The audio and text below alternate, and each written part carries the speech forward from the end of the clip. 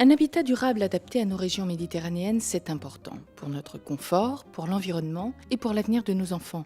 Logement collectif et maisons individuelles, construction neuve et réhabilitation.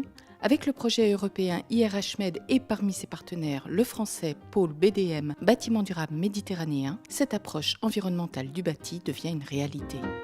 Aujourd'hui, c'est possible parce que les acteurs européens du projet IRHmed, qui se sont alliés aux acteurs du pôle bâtiment durable méditerranéen, ont élaboré ensemble un outil composé de 7 critères nous permettant de ne rien oublier quand on construit ou réhabilite notre maison.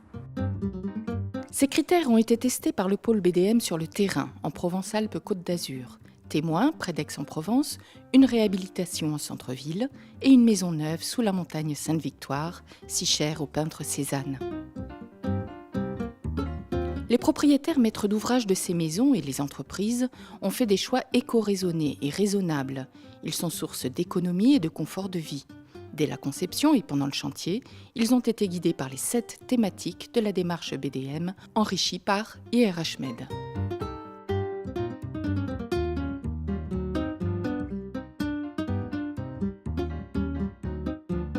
Donc nous avions une parcelle de 70 m² disponible. Nous avons voulu développer effectivement une notion de biodiversité à travers des espèces telles que les lavandes et quelques arbres à papillons.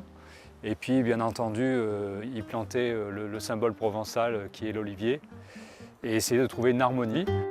À la campagne, pour optimiser son implantation exceptionnelle, la maison neuve a adopté les principes de l'architecture bioclimatique. Intégrée au paysage, elle est orientée de manière à bénéficier des meilleurs apports solaires et à se protéger des vents dominants.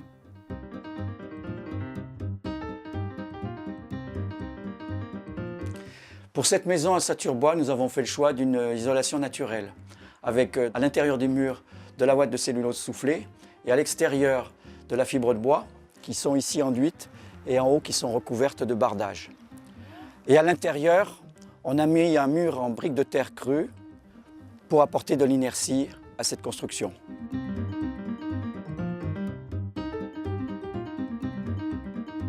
Pour ce qui concerne la partie énergétique, la maison était équipée à l'origine d'une chaudière gaz de ville. Aujourd'hui, elle utilise 3 énergies différentes, le solaire en priorité, le bois à travers ce poêle et une pompe à chaleur. Ceci nous a permis de diviser par 5 les consommations d'énergie et de diviser par 10 la facture énergétique. Dans la maison neuve, les briques apportent l'inertie qui manque au bois. Le poêle est à pellets et l'eau chaude est d'origine solaire. Le propriétaire s'est abonné à un fournisseur d'électricité 100% verte. Enfin, des brises soleil vont compléter la gestion des apports solaires passifs. Le chapitre de l'eau est crucial. Au jardin, les essences locales exigent un arrosage minimal qu'alimente la récupération des eaux de pluie. À l'intérieur, les 2 maisons recyclent les eaux grises. L'une d'elles prévoit même des toilettes sèches. Autre caractéristique méditerranéenne, le mode d'habiter. On vit autant dehors que dedans, au rythme du soleil, et le confort d'été est essentiel. Entendez le rafraîchissement naturel. Ces 2 maisons en tiennent compte, chacune à leur manière. Le fait qu'il y ait 2 accès à la terrasse, un direct de la cuisine ou l'autre donc du séjour, fait que la circulation dedans-dehors se fait avec beaucoup d'aisance. Je suis bien dans cette maison, j'y vis bien, je profite pleinement de la terrasse et du paysage qui s'offre à moi. On a refait la maison en redistribuant les pièces. On a positionné la cuisine côté sud pour bénéficier d'un maximum d'ensoleillement l'hiver, ce qui nous apporte de la chaleur. Et puis l'été, la cuisine au sud nous permet d'accéder plus facilement à l'espace extérieur de la maison.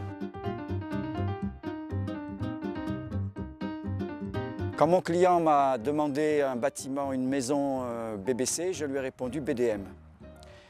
Et quand on voit le résultat, on se rend compte que c'est une démarche qui est efficace et qui permet aux concepteurs de les guider dans leur projet et de se mettre en contact avec différents artisans et professionnels du bâtiment. Le gros avantage de BDM est d'avoir une vue complètement globale qui prend donc en compte effectivement la partie économie d'énergie, mais également la partie quantité d'eau consommée et la partie tri sélectif qui est prise en compte. Nous ont beaucoup aidé sur le recyclage des matériaux en l'occurrence. On a fait des efforts particuliers pour essayer de réutiliser au mieux les matériaux existants. La relation avec BDM et les entreprises inscrites dans cette démarche était pour moi un élément qui augmentait la confiance que je pouvais mettre dans ces entreprises. Au bout de 2 ans de travail commun, la démarche IRHmed Bâtiment durable méditerranéen a vu le jour et c'est une véritable richesse pour faire progresser toute la filière du bâtiment vers la construction durable.